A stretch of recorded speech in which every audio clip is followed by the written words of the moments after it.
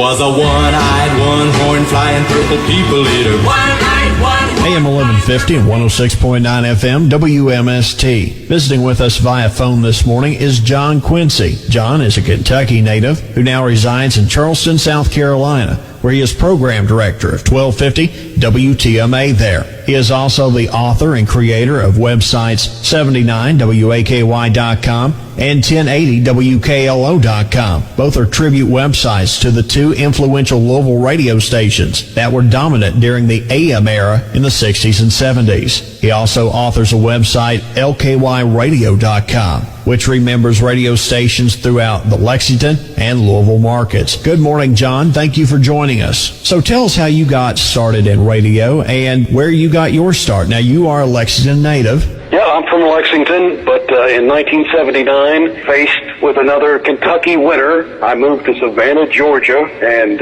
spent a couple of years down there, and in 1981 moved to Charleston, South Carolina, where I've been ever since. What inspired me to get into radio was in 1970, I went to church camp in Fern Creek, Kentucky, and even though it was against the rules, I took a transistor radio with me, and I discovered 79 WAKY, and I thought at 15 years old, that was the greatest radio station ever. The stations in Lexington, my hometown, could not compete, and the more I listened, the more I said, I want to do that. I want to get into broadcasting. And as soon as I got back to Lexington, I arranged for a tour of the local radio station, one of them, WLAP, and saw how it was all put together. I said, man, this is cool. I want to do this some more. And eventually, through a teacher at my high school, I got involved with the Junior Achievement Program. WVLK in Lexington was sponsoring a JA program where they would donate a half hour of airtime every Wednesday night. A bunch of high school kids would come in there and operate their own radio station, called it WJAK for Junior Achievement Kentucky. And we sold the advertising and played the records, ran the controls and everything else, and I did that for a while and was hooked, and eventually got my first real job in radio at a station in Paris, Kentucky, for the summer between my junior and senior years in high school. It was the country music, which I wasn't too crazy about at the time, and I ran a lot of Cincinnati Reds baseball games, but it was radio. Eventually, when I went back to high school, worked at WEKY in Richmond, I got a chance to play top 40 music on the weekends, which I thought was wonderful. And eventually made it up to a station called WAXU, which no longer exists, but it was programmed to Lexington, Kentucky, programming country music. I had 1580 AM, and they got a brand new FM, I think at 103.1 maybe. I was the first nighttime DJ on that radio station, and eventually, have been doing radio since then. I got hooked and worked at WKDJ in Winchester, worked WCDR in Richmond, eventually made it to Lexington. I worked at a station called WVLG, which was 1300 on the dial, and came back and worked at WAXU in 79, and then I got a job offer to come down to Savannah, Georgia. Went down there, saw the ocean for the first time, asked him how much it snowed down there, and he says, it hasn't snowed here in 50 years. And I said, man, how soon can I be here? So you're pretty well traveled up and down the dial when it comes to Kentucky radio. It's very impressive. So tell us how you got started making these tribute websites to these classic radio stations. They are very well done, very informative, have a lot of great air checks and photos. A lot of work has went into this. How did this all come about? I had a discussion with somebody, and we were talking about the radio stations that inspired us to get into radio, and I conveyed the story that it was WAKY, W-A-K-Y, the original one in Louisville, that did that for me, and I was wondering if Johnny Randolph, the legendary program director, was still around, and I gradually found him and managed to acquire from a number of sources recordings of the radio station.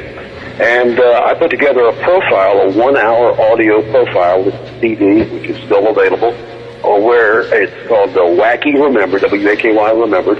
And it was basically a presentation and kind of a love letter to the radio station that inspired me to get into the broadcasting business.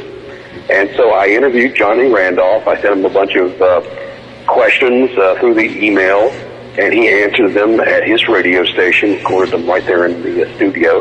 and sent it back to me, and I put it together with a lot of wacky air checks, which are recordings of the radio station off the air. Air checks is what they call them, wacky jingles and stories and stuff like that.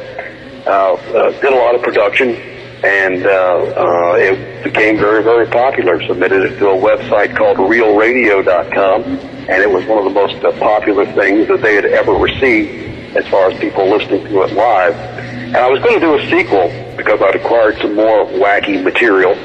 And I was talking to Bob Todd, who was one of the program directors. He actually was the program director before Johnny Randolph at Wacky. And I told him, I said, why hasn't anybody done a website to salute this great radio station? And he said, well, why don't you do it? Because I was doing websites for various other businesses. And so I said, okay, fine, as long as you can get the material to me, because I didn't have a lot of, pictures and surveys and things like that. So we worked together. We launched the website. The word spread between all the people that used to work at Wacky, and they started, sending me tapes and photos and things like that. And within a few months, we had a website up, 79waky.com.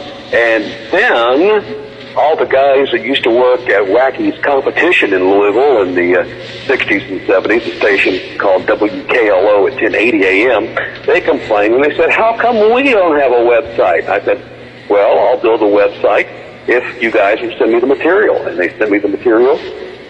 So I put that together, and we had matching websites, 79waky.com and 1080wklo.com. Now, John, someone had given me a copy of Wacky Remembered. It is very well done. A lot of work had to go into that to make that. A lot of production. I could see that it was truly a labor of love for you. If anybody would like to hear that, it's on the Real Radio website, but that is a subscription website. Better yet, you can purchase a copy of Wacky Remembered from your website, 79waky.com, and that's a good way to help support your work with the websites, and it's very affordable. You can have one of those copies of your very own. Yes, for a nominal charge. The big one, of course, one that got everything up started was the Wacky Remembered one. And then I did one on the career of a guy that worked at both Wacky and WKLO, a guy that was known as the Duke of Louisville, Bill Bailey. And we put together a 2-CD retrospective featuring interviews of people that worked with him, and Bill himself. I talked to him several years before he passed away, and it includes air checks and other things about Bill. And then a lot of people had written me and said, well, I've got a wacky lover in my life, but doesn't really understand this whole internet thing. Is there any way you could do some of your content on compact disc? So I put out a 5-CD set called The Best of 79waky.com, featuring the cream of the crop of the air checks, the jingles, the interviews with people and stuff like that. And that's been fairly popular too. I don't make a lot of money off of it, but it helps pay the expenses for operating the website, as well as archiving the material and preserving the memories of those great radio stations. Coming up with all the content for these websites is quite a job, and I'm sure that archiving all the material submitted is a job in itself. I'm sure you get tapes from listeners who taped it right off the air as they listen to their favorite DJ or maybe their favorite song. Sometimes you get tapes from people that used to work at the radio station, maybe their private air checks, or maybe you're lucky enough to get skimmer tapes, the tapes that were used to evaluate a disc jockey's performance, or maybe even lucky enough to get internal air checks, tapes that were recorded right off the control board. So people just mail these audio cassettes and reels of tape to you? They've come in both ways. No 8-tracks yet, but cassettes and reel-to-reels. And then the best material is material that was actually recorded inside the radio station, because it's very, very high quality. Sometimes there's skimmer tapes, but back in the 60s and early 70s, the cassette format had not become very popular yet. So a lot of those were on a reel-to-reel. Some of them were what we call unscoped, which means they were just continuous recordings, commercials, the newscast, everything. Those are the ones I really like to hear. because you get all the songs, even though the presentation online, we have to take out most of the songs for copyright reasons. And then others were what they would call skimmer tapes done with reel-to-reel machines. But we'll take anything, wire recording, whatever. I've mentioned the 79WAKY.com website and the 1080 WKLO website. Both of those are top 40 radio stations that were in Louisville, Kentucky, very popular in the 60s and 70s. You've also done other websites that are tributes to other stations. Tell us a little bit about some of those. How about the one for Lexington and Louisville radio stations? It's called LKYradio.com, and the L stands for Lexington, and it stands for Louisville. So it contains material from, I would say, most pre-1990, mostly pre-1990 material, when radio was still good, when it was mostly local. It hadn't become deregulated like it did with the Communications or Telecommunications Act of 1996, where all these corporations were swallowing up multiple radio stations. And you had stations like WHAS in Louisville, which was a great radio station. Before they went all talk, they would play music. They had some talk programming, but they would play adult contemporary music. They had a great presentation, and I have really enjoyed listening to them. People like their all-night show, Joe Donovan with the oldies and things like that. Of course, the radio stations that I grew up with, WBLK and WLAP, especially in Lexington, I had some material from that. Initially, I was just going to do a WHAS-only website.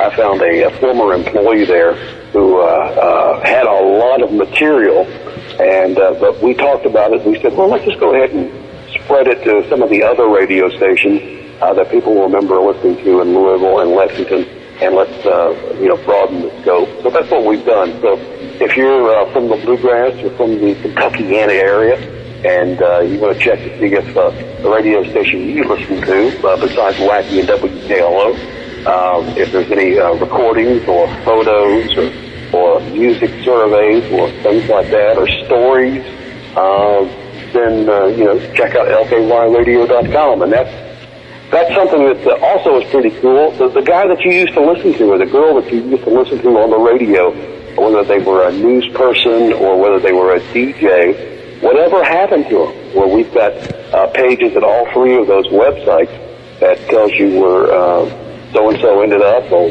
what happened to so-and-so, are they still living, what do they do after they left that particular radio station. And some of the guys and ladies have written some very nice comments about their time at those radio stations and shared that with us. And so that's another resource. If you just want to hop in the Wayback Machine, those websites will take you there, and suddenly you're a teenager again, cruising the streets of Lexington or Louisville, and listening to the sounds and the voices that you heard when you were growing up during your formidable years. So you mean there's life after radio? I've done a few other jobs, but I've always gravitated back toward radio. Some people, they'll do radio and then they'll leave the profession and they won't come back. But most people, once they get into radio, they love it and they want to stay in the profession. You've been fortunate enough to be in the profession since the very beginning. You've not had to go outside your chosen career. Well, in my case, luckily I have not had to do that. I've been doing radio since 1972, and I'm still doing it here in Charleston, South Carolina. I'm the program director of a news talk station, WTMA, which, like WAKY, used to be the big top 40 radio station in town. But as things moved to FM, they switched to a talk radio format, and in 1989, and we have been quite successful with that. Speaking of WTMA, you have created a tribute website to that station, as well as other radio stations. Exactly. That was a fun thing to do, to salute the music radio, and we're kind of getting back into the early talk radio days, too. But a lot of people grew up listening to WTMA. It was the biggest thing in Charleston. And gradually we picked up, built other websites as we've acquired the material to showcase. WCSC radio was big here at one time. And even there's a funky little radio station called WOKE that sounded the same in 1995 as it sounded pretty much in 1965. Same jingles, same announcers, same music. And, I used to think that was pretty funny to listen to back in the 80s and 90s, saying, what's the deal with this radio station? But as I've gotten older and as it's gone away, it has a certain charm to it. It's not the way that I would run a radio station, but I just thought that they were unique. So at WOKEmemories.com, the radio station, if you want to hear some really weird, old-fashioned, far-out radio. Okay, John, getting back to WAKY, WAKY radio, you were instrumental in doing a WAKY reunion where all the old DJs and former personnel got together. Yeah, 2 or 3 of them, as a matter of fact. We put together our first WAKY, WKLO reunion that we just opened to former employees. It wasn't open to the public. And that was amazing. That was a great time. We came together in a restaurant in Louisville, and not only did these folks get to see the folks they used to work with, but I got a chance to meet, some of the legends. I mean, to actually see Johnny Randolph in person for the first time and spend some time with him. He's a great guy. People like Mason Lee Dixon and Coyote Calhoun and all the guys that I used to listen to, Jason O'Brien and folks like that. It was just really nice to meet these guys and be able to correspond with these guys before I'm still a fan. I was a fan before, but, now that I've gotten into the radio field and spent a few years behind the microphone, to talk to these guys as peers. Some of them stayed in radio and were quite successful. Some of them have moved on to other things and have been quite successful. So it's neat to see where these people that I used to listen to, as a snotty-nosed teenager back in Lexington, how they ended up turning out and got a chance to, just get to know them a little bit better. But yeah, we had a couple of big reunions. The second one was about a year later. We opened it up to the public, and all the proceeds benefited Big Brothers and Big Sisters of Charleston, and we had a local Louisville band play, and it was a good time for everybody. And then the next time we did one, we said, well, let's just scale it back and get together at that same restaurant. And so we had a good time with that. And now I'm out of the reunion business because WAKY has been reborn in Kentuckiana. They have a new WAKY that's on FM, and so I said, hey, you guys, run with it. There was nobody doing it from a radio station, but hey, I'm 600 miles away. You can do a better job. And they have. They do various events with the Louisville Zoo in the summertime where they have the old bands and invite the old jocks to come and meet folks. So it's kind of a neat thing. And pretty soon, the WAKY call letters, the WAKY brand, will be celebrating their 60th anniversary. So I'm sure they're going to have a big celebration with that. John, it must be rewarding to know that you had a hand in the new WAKY, because if you didn't archive all the old classic WAKY stuff, maybe people wouldn't be as interested in it. So that must be a pleasure knowing that in some way you had a hand in that with the reunions and even with the new station. You've even been on the air at the new WAKY.